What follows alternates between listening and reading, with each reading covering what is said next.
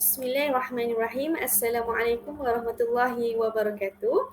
Nama saya Fatin Fatirah binti Ismail, bernombor matrik 079062. Tajuk artikel yang saya pilih, Pembelajaran Abad ke-21 dalam Kepelbagaian Budaya, Harapan dan Cabaran, yang ditulis oleh Profesor Datuk Dr. Abdul Halim Tamuri, Rektor College Universiti Islam Antarabangsa Selangor, Kuis. Artikel ini ditulis bertujuan membincangkan pelaksanaan pembelajaran abad ke-21 dalam konteks kepelbagaian budaya di negara ini khususnya dan dunia amnya. Pembelajaran abad ke-21 bertujuan mewujudkan perpaduan antara kaum dan etnik bagi memupuk sikap positif dan rasa hormat terhadap pelbagai etnik, bangsa dan budaya. 4. Cabaran utama yang dihadapi ialah isu yang pertama, Islamofobia. Yang kedua, hubungan yang renggang antara murid Islam dan bukan Islam. Ketiga, budaya generasi abad ke-21. Dan yang keempat, jurang persepsi dan ilmu dalam pengajaran dan pembelajaran. Secara umumnya, zaman kini pengaruh media massa dan juga media sosial adalah amat besar ke atas generasi muda, khususnya golongan murid dan remaja. Berbanding dengan generasi terdahulu, proses pendidikan, sosialisasi dan kematangan pada masa kini berlaku dengan keadaan yang berbeza-beza berdasarkan kepada faktor persekitaran dan budaya yang ada. Kewujudan bahan-bahan dari dalam atau luar negara menerusi laman web dan pelbagai aplikasi media sosial yang ada telah menimbulkan masalah yang besar kepada perkembangan masyarakat, khususnya dalam kalangan remaja masa kini. Keadaan ini menjadi lebih serius kepada mereka akibat kesibukan ibu bapa yang menyebabkan mereka tidak dapat memberikan tumpuan kepada pendidikan anak-anak mereka dan mereka bebas melayari laman-laman web tanpa pemantauan, bimbingan dan kawalan yang sesuai. Dalam pendidikan pula, impak yang paling jelas ialah perubahan cara dan pendekatan pengajaran guru-guru kerana situasi pada masa kini juga telah merubah pengajaran dan kesannya kaedah pembelajaran murid-murid. Keadaan ini memberikan pengaruh yang besar kepada pelaksanaan kurikulum sistem pendidikan yang ada dan proses kemenjadian murid-murid. Dan kini PAK 21 telah menjadi satu isu yang hangat dalam dunia pendidikan kerana ia dilihat mampu memenuhi keperluan pendidikan pada masa kini. Di samping membawa perubahan baru dalam dunia pendidikan, PAK 21 dikatakan sebagai proses pembelajaran yang berpusatkan kepada murid. Terdapat beberapa elemen yang diterapkan iaitu komunikasi, kolaborasi, pemikiran kritis, kreativiti serta aplikasi nilai murni dan etika. Elemen-elemen ini juga disebut sebagai standard asas dalam PAK 21. Seterusnya, pembelajaran abad ke-21 juga bertujuan mewujudkan perpaduan antara kaum dan etnik bagi memupuk sikap positif dan rasa hormat terhadap perbezaan etnik, bangsa dan budaya. Al-Quran secara jelas menyatakan manusia dijadikan daripada pelbagai kaum dan kelompok dengan tujuan untuk saling mengenal antara satu sama lain. Kepelbagaian budaya merangkumi pemahaman, penghargaan dan penilaian terhadap budaya seseorang dan etnik masyarakat. Sistem pendidikan juga berhasrat untuk membentuk individu penyayang yang dapat menyumbang kepada kesejahteraan komuniti dan negara. Pendekatan positif dan suasana kondusif dengan murid-murid perlu diwujudkan agar mereka dapat menerima maklumat, informasi, pandangan dan idea melalui proses pengajaran dan pembelajaran yang lebih berkesan. Terdapat beberapa cabaran PAK 21 dalam kalangan kepelbagaian budaya, antaranya pertama, isu Islamofobia dan prasangka terhadap orang Islam dalam kalangan orang bukan Islam menjadi semakin ketara selepas peristiwa 11 September 2001. Orang Islam telah dianggap sebagai pengganas. Prasangka buruk bukan hanya kepada orang Islam sahaja tetapi juga menyentuh soal agama Islam itu sendiri. Prasangka ini berlaku kerana masyarakat bukan Islam di Barat bahkan di Malaysia sendiri tidak mendapat penerangan yang jelas terhadap kesucian agama Islam.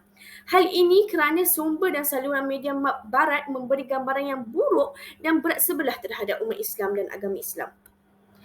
Yang kedua, hubungan yang renggang antara murid Islam dan bukan Islam. Kurangnya pergaulan antara murid Islam dan bukan Islam, terutama selepas waktu sekolah. Kurangnya pengetahuan dan tidak memahami dengan mendalam mengenai budaya, amalan dan adab resam sesuatu kaum. Permasalahan hubungan yang renggang ini mungkin disebabkan murid tidak memahami konsep bersosialisasi dalam Islam. Bahkan sebagai pelaksana co-curriculum, guru seharusnya meneliti setiap budaya murid-murid dan mempunyai pengetahuan mendalam terhadap murid untuk meningkatkan prestasi pengajaran mereka.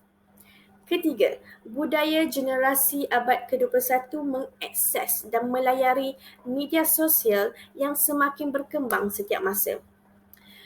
Mengikut statistik yang dikeluarkan pada tahun 2015, terdapat 0.4 juta orang menggunakan aktif Facebook, 3.5 juta orang pengguna Twitter dan 5.6 juta orang mengakses dan menjadi pengguna Instagram. Kewujudan media sosial kini merupakan cabaran baru dalam dunia pendidikan kerana ianya telah digunakan secara amat luas dalam generasi muda. Hasil daripada perkembangan dan kemajuan teknologi dan kemudahan asas yang sempurna, impak budaya media baru bukan sahaja dirasai oleh remaja di kalangan bandar sahaja, malah ianya turut melibatkan cara dan budaya golongan remaja di luar kawasan bandar. Keempat, cabaran bagi para pendidik untuk menghubungkan jurang persepsi dan ilmu antara guru dan pelajar dalam pengajaran dan pembelajaran. Kewujudan sebagai saluran televisyen, radio dan ditambah pula jutaan laman web menjadi isu dalam pendidikan remaja, khususnya remaja-remaja Muslim.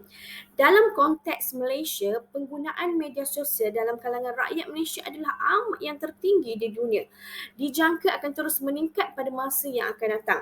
Seeloknya, pembelajaran yang berkesan akan dapat memastikan murid-murid dibangunkan dengan sokongan yang mantap daripada pengajaran guru dalam dan di luar pengajaran. Peranan guru semakin mencabar kerana guru perlu menjadi pemudah cara yang efektif kepada murid dalam sesuatu aktiviti pembelajaran di dalam kelas malah di luar bilik darjah. Semua lapisan warga pendidik perlu mempersiapkan diri dengan pengajaran dan pembelajaran abad ke-21 kerana mereka adalah jentera pelaksanaan untuk segala dasar dan co-curriculum yang dibangunkan. Ringkasnya, terdapat 4 prinsip utama dalam pembelajaran abad ke-21. Yang pertama, pengajaran berpusat murid. Yang kedua, pembelajaran secara kolaborasi. Yang ketiga, pembelajaran secara konseptual. Yang keempat, integrasi dengan masyarakat. Terdapat 10 ciri pembelajaran abad ke-21 yang perlu difahami dan dilaksanakan oleh para pendidik. 10 ciri utama tersebut adalah seperti berikut. Yang pertama, berpusatkan pelajar. Yang kedua, penggunaan komputer. Yang ketiga, pembelajaran aktif. Keempat, pembelajaran kendiri. Kelima, persekitaran yang kondusif. Keenam, pelajar faham dan memahami arahan. Yang ketujuh, saling menghormati satu sama lain. Yang ke-8, pelajar bertanggungjawab terhadap pelajaran mereka. Ke-9, penilaian berasaskan pencapaian. Yang ke-10, yang terakhir, pembelajaran kolaboratif. Maka, pendekatan baru perlu dilaksanakan khususnya dalam kalangan murid-murid dan pelajar-pelajar di semua peringkat pendidikan. Harapan PAK21 dalam kepelbagaian budaya. Seharusnya kita perlu mengenal dan perlu membantu antara satu sama lain agar kedamaian dan kemakmuran hidup bersama dapat dicapai. Ini selaras dengan firman Allah Subhanahu Wa Taala dalam surah Al-Hujurat ayat 49 yang bermaksud, wahai umat manusia, sesungguhnya kami telah menciptakan kamu dari lelaki dan perempuan dan kami telah menjadikan kamu berbagai bangsa dan bersuku puak supaya kamu berkenal-kenalan dan beramah mesra antara satu sama lain. Sesungguhnya yang paling mulia di sisi Allah ialah orang yang lebih takwanya di antara kamu bukan yang lebih keturunan atau bangsanya. Sesungguhnya Allah Maha mengetahui lagi Maha mendalam pengetahuannya, keadaan dan amalan kamu. Jadi, apakah solusinya? Yang pertama, rakyat Malaysia perlu mempunyai perasaan tidak berbelah bahagi tentang identiti nasional dan berpegang teguh dengan prinsip rukun negara untuk memupuk perpaduan dan masa depan Malaysia. Yang kedua, untuk mempunyai perasaan berbelah bahagi terhadap identiti nasional ini, setiap murid perlu memahami sejarah Malaysia, berkongsi pengalaman dalam dan luar sekolah dan berkongsi aspirasi untuk masa depan Malaysia.